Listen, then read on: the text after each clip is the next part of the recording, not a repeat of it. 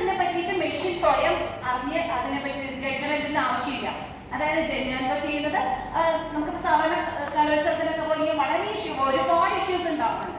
By അവിടെ എന്താണ് കോള വാങ്ങി പല പ്രോബ്ലംസ് പാരന്റ്സ് ഒക്കെ റൈസ് ചെയ്യുന്നുണ്ട്. അപ്പൊ അവിടെ എങ്ങനെയാണ് മെഷീന് ഇത് ഐഡന്റിഫൈ ചെയ്യാൻ പറ്റുക, അതാണ് എന്റെ ടോപ്പിക്. അപ്പൊ ആലോചിച്ചൊക്കെ ഇങ്ങനെ പല രീതിയിലുള്ള റിസർച്ചുകളാണ് ഇപ്പൊ കറങ്ങി ഈ മെഷീൻ ലേണിംഗിനകത്ത് നടന്നുകൊണ്ടിരിക്കുന്നത്. അപ്പൊ ഇത് പറയാൻ കാരണം നമുക്ക് ഇതൊക്കെ വേണം പിന്നീട്, അതുകൊണ്ടാണ് ജസ്റ്റ് അവിടെ പറഞ്ഞത്.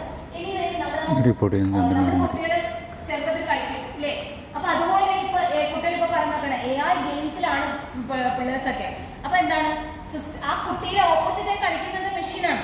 അപ്പൊ എങ്ങനെയാണ് നമ്മൾക്ക് കളിക്കാൻ പറ്റുമെങ്കിൽ, നമുക്കിപ്പോ ക്രിക്കറ്റ് ഫുട്ബോളൊക്കെ നമ്മൾ കളിക്കുന്നുണ്ടെങ്കിൽ നമ്മൾ മനസ്സിലാക്കി എങ്ങനെയാണ് ആ ഫുട്ബോൾ കളിക്കുക എന്ന് നമ്മൾ മനസ്സിലാക്കിയിട്ടുണ്ടെങ്കിൽ സിസ്റ്റത്തിനെ കൊണ്ട് കളിപ്പിക്കാം. അങ്ങനെയാണ് നിങ്ങൾ വീഡിയോ ഗെയിംസ് അതിന്റെ ഓപ്പോസിറ്റ് ആയിട്ട് മെഷീനാണ് കളിക്കുന്നത്. നിങ്ങൾ ചെസ് കളിക്കുന്നു അല്ലെങ്കിൽ ഒരു കാർഡ് ഗെയിംസ് കളിക്കുന്നു, നിങ്ങളുടെ ഓപ്പോസിറ്റ് ആയിട്ട് ആരാണത്? സിസ്റ്റം അല്ലേ? Computer machine. So that's known as machine learning. Okay, നമുക്ക് കളിക്കാൻ പറ്റും, മെഷീന് കളിക്കാം. ദെൻ NLP നമ്മൾ എന്ത് ചെയ്യും? ചെറുപ്പകാലത്തിൽ നമുക്ക് വേർഡ്സിൽ വെച്ച് നമ്മൾ ഉണ്ടാക്കുന്നു നമ്മുടേതായ നാച്ചുറൽ ലാംഗ്വേജ്. നമ്മൾ മലയാളം, നമ്മൾ ഇവിടെ ആയതുകൊണ്ട് മലയാളം, നേരെ മറിച്ച് കർണാടകയിലായിരുന്നെങ്കിൽ കന്നഡ സംസാരിക്കും, തമിഴ്നാട്ടിലാണെങ്കിൽ ഓക്കെ ആ നാച്ചുറൽ ലാംഗ്വേജ്. അതേപോലെയാണ് ഇന്ന് നിങ്ങൾ സെർച്ച് ചെയ്യുമ്പോൾ നിങ്ങൾക്ക് എന്ത് ചെയ്യാം? ഗൂഗിൾ ടോക്ക് യൂസ് ചെയ്യാം ഇല്ലേ? സിറി, അലക്സ കേട്ടിട്ടുണ്ടാവുമല്ലോ. കുട്ടികൾ യൂസ് ചെയ്യുന്നുണ്ട്, ചിലപ്പോൾ നിങ്ങൾ കുറച്ച് മുതിർന്നവര് ചിലപ്പോൾ യൂസ് ചെയ്യുന്നുണ്ടാവില്ല.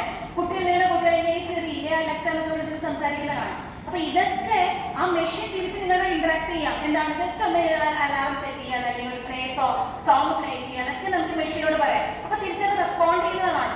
അപ്പൊ തിരിച്ചത് ഒരു ലാംഗ്വേജ് ആണ് നിങ്ങളോട് സംസാരിക്കുന്നത്. അപ്പൊ എങ്ങനെയാണ് പോസിബിൾ ആവുന്നത്? Machine can also learn language and it can communicate through machine to machine or human being. അപ്പോൾ അതൊക്കെയാണ് NLP, natural language processing of the medium. And after that നമുക്കിപ്പോൾ അവിടെ കണ്ടെങ്കിൽ ഗാന്ധിജിയുടെ പിക്ചർ നമ്മൾ ഐഡന്റിഫൈ ദിസ് ഇസ് ഗാന്ധിജി എന്ന് നമുക്ക് നമ്മുടെ ബ്രെയിൻ പറഞ്ഞു തരുന്നു. അപ്പൊ അതുപോലെ മെഷീന് പറ്റുന്നതാണ് നിങ്ങളുടെ ഫേസ് ഡിറ്റക്ഷൻ. നിങ്ങളുടെ മൊബൈലിന്റെ അകത്ത് you can unlock by using your face. But these are the features.